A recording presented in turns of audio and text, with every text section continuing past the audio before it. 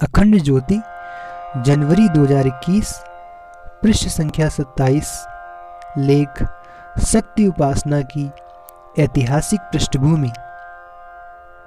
शक्ति के रूप में ईश्वर के नारी रूप की परिकल्पना भारतीय संस्कृति की विशेषता रही है। दूसरी सभ्यताओं में भी देवियों के रूप मिलते हैं, परंतु अधिकांशतः पुरुष की सहयोगिनी या आंशिक सत्ता के रूप में, जबकि भारत में शक्ति उपासना के रूप में नारी शक्ति की पराकाष्ठा को चित्रित किया गया है, जिसमें समस्त देवों के सम्मिलित अंश के रूप में शक्ति के सर्वसमर्थ एवं समग्र रूप की कल्पना की गई है। इतिहास के आईने में देखें तो पाषाण काल से ही भारत में शक्ति उपासना के चिन्ह मिलते हैं, जब चुनौतियां प्राकृतिक रूप से अधिक थीं। इनसे परित्राण के लिए किसी अदृश्य शक्ति का आश्रय लेना स्वाभाविक था, जिसमें मातृ देवी प्रमुख रूप से पूजित थी। उत्तर पाषाण काल में भी मातृ देवी की प्रतिमाओं की भरमार मिलती है। कांस्य काल में मानवीय सभ्यता के उदय के साथ शक्ति उपासना को लोकप्रियता मिली। भारतीय देवीवाद एवं सामी जनों की अस्तार्त, मिस्रवासियों की आइसिस और फ्रिग्रियनों की साइबिल की कल्पना में भी बहुत भारी समानता है। एशिया माइनर तथा भूमध्य सागरीय प्रदेशों में मातृ देवी की पूजा प्रायः पुरुष देवता के साथ मिलती है।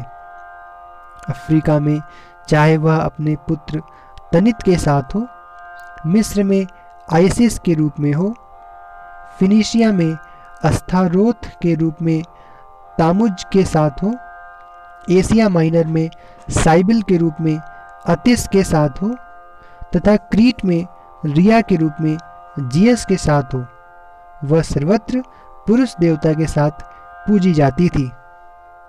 सर जॉन मार्शल जैसे प्रख्यात पुरातत्ववेत्ता उत्तर पश्चिमी एशिया, जिसमें हड़प्पा, बलूचिस्तान, मेहरगढ़ और मोहनजोदड़ो शामिल हैं, को मातृशक्ति का जन्म स्थान मानते हैं। उन्हीं के शब्दों में विश्व के किसी भी देश में शक्ति उपासना इतने गहन और व्यापक रूप में प्रचलित नहीं रही है जितनी कि भारत में, जहां हर कस्बे पूर्वे और देश के हर कोने में इसके अवशेष मिलते हैं। सिंधु घाटी से प्राप्त पुरातात्विक सामग्रियों से ज्ञात होता है कि उस समय इसका स्वरूप अत्यंत विकसित था। तृतीय सहस्त्राब्दी ईसा पूर्व के उत्तरार्ध को इसके चरमोत्कर्ष का काल माना जा सकता है। रेडियो कार्बन डेटिंग से भी इसका काल लगभग 2400 ईसा पूर्व से 1650 ईसा पूर्व निर्धारित हुआ है। मोहनजोदड़ो, हड़प्पा, चन्हूदड़ो तथा अन्य स्थलों से भी मिट्टी की बनी हुई कुछ स्त्रियों की मूर्तियां प्राप्त हुई हैं, जिन्हें पुरातत्ववेत्ता मातृ देवी की मूर्ति के रूप में स्वीकार करते हैं। इसी प्रकार की मूर्तियां पश्चिमी एशिया, एजियन सागर के आसपास Elam, Asia Minor, Mesopotamia, Syria, Crete, मिस्र आदि में भी प्राप्त हुई हैं। सैंधवकालीन मातृ देवी मानव की पालिका, पोषिका एवं जननी मानी जाती थी। सिंधु सभ्यता में लिंग एवं चक्र प्रतीक भी मिलते हैं, जो सृष्टिकारिणी मानव की जननी मातृ देवी की साकार उपासना को इंगित करते हैं। कालांतर में यही पार्वती, काली तथा दुर्गा आदि रूपों में पूजी जाने लगी। धीरे धीरे मातृ देवी ने शक्ति पूजा का रूप ले लिया और आज वह दुर्गा, काली, महिषासुरमर्दिनी तथा भवानी के रूप में पूजित है। वैदिक काल में शक्ति उपासना का उद्भव ऋग्वेद अर्थात पूर्व वैदिक काल में खोजा जा सकता है। देवियों के रूप में इनकी चर्चा अधिक होती है। उषा, अदिति, दिति, सरस्वती, वाक, आपः, पृथ्वी, राका, श्रद्धा, इंद्राणी, वरुणानी, रुद्राणी, आग्नेयी, सची, मही, भारती, उर्वशी आदि। इस तरह शक्ति तत्व की स्वतंत्र उपासना का इस युग में अभाव दिखता है, किंतु ऋक् संहिता में शक्ति तत्व के बीज खोजे जा सकते हैं, जिनका देवी सूक्त में स्पष्ट वर्णन मिलता है। रात्रि सूक्त भी इस संदर्भ में उल्लेखनीय है। वेदों के चरम विकास का काल उपनिषदों में आता है, जिसकी मुख्य वस्तु थी ब्रह्म विद्या। इस विधा में देवी के स्वरूप में नए दार्शनिक आयाम जुड़े हैं।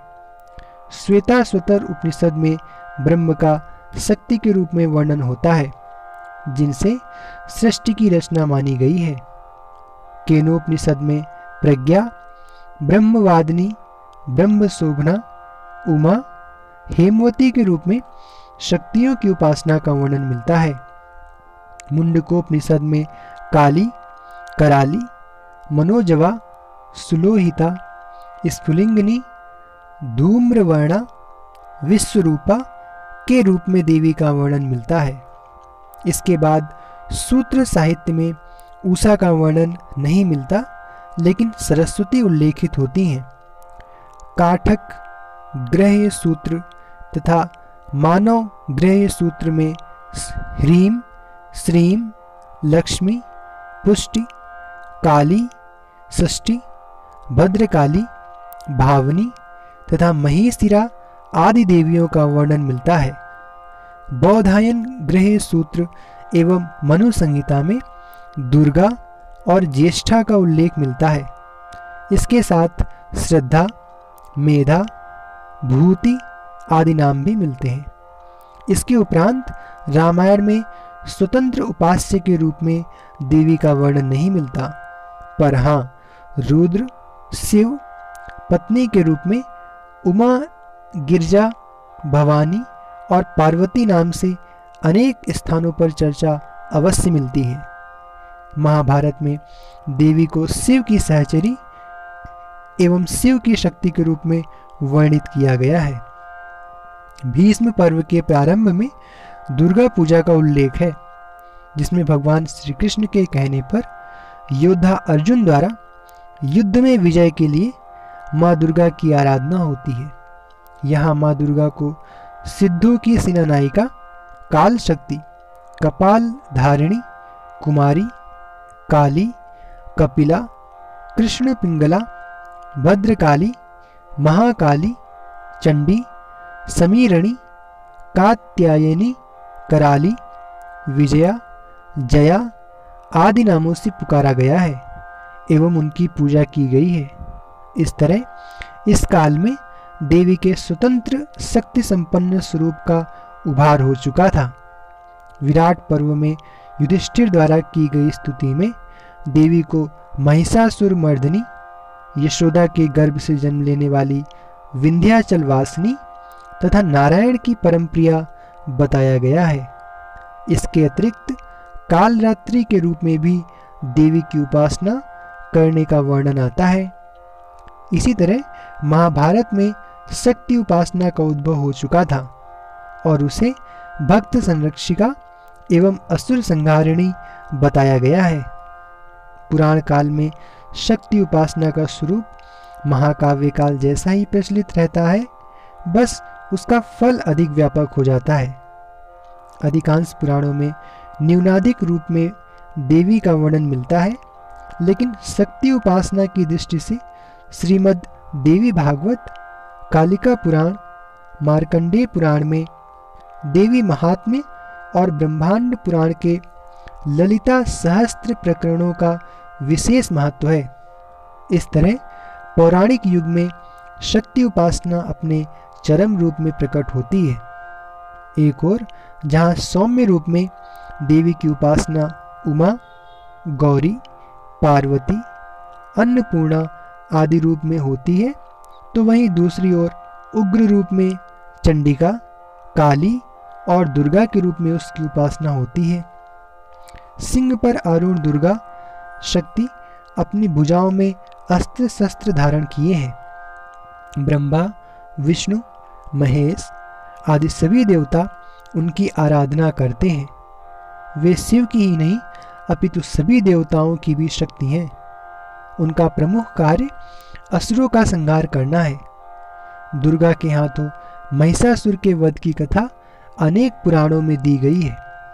इसके अतिरिक्त वे शुंभ निशुंभ, मधुकैटभ और रक्तबीज का भी वध करती हैं। शक्ति उपासना के संदर्भ में मार्कंडेय पुराण का देवी महात्म्य विशेष रूप से उल्लेखनीय है। इसकी रचना गुप्तकालीन मानी जाती है। इस ग्रंथ का शाक्त मत में कुछ वैसा ही स्थान है जैसा कि वैष्णव मत में श्रीमद् भागवत गीता का। गीता के समान इसमें भी 700 श्लोक हैं, जिस आधार पर इसे दुर्गा सप्तशती कहा जाता है। इसमें भी अर्जुन की तरह मोहग्रस्त राजा सुरथ और समाधि वैश्य को उबारने के लिए ऋषि मेधा शक्ति तत्व का वर्णन करते हैं। इसमें देवी के लीला प्रसंगों के द्वारा अवतारवाद का स्मरण दिलाते हैं कि विभिन्न युगों में देवताओं के शत्रु, दानवों तथा असुरों का वध करने के लिए वह विभिन्न रूपों में अवतरित होंगी। इस तरह भगवती धर्म की स्थापना, देवत्व की रक्षा व असुरों का संहार करने के लिए युग शक्ति के रूप में प्रकट होती हैं। हालांकि भक्तों के भावलोक में तो भवानी नित्य विद्यमान रहती हैं, किंतु धरा पर उनका लीला अवतरण समय समय पर होता रहता है। युग ऋषि परम पूज्य गुरुदेव ने युग शक्ति गायत्री के रूप में उस शक्ति का प्रादुर्भाव माना है और इसके आधार पर युग निर्माण आंदोलन का वृहद स्वरूप खड़ा किया। अब हम सब शिष्य वृंद का कर्तव्य बनता है कि सद्बुद्धि एवं आत्मबल की अधिष्ठात्री आदिशक्ति का माध्यम बनकर अपने स्तर पर गुरु सत्ता के कार्य के अकिंचन ही सही किंतु प्रमाणिक अंग बनकर युग निर्माण के महायज्ञ में अपनी भावभरी नैष्ठिक आहुति अर्पित करते रहें।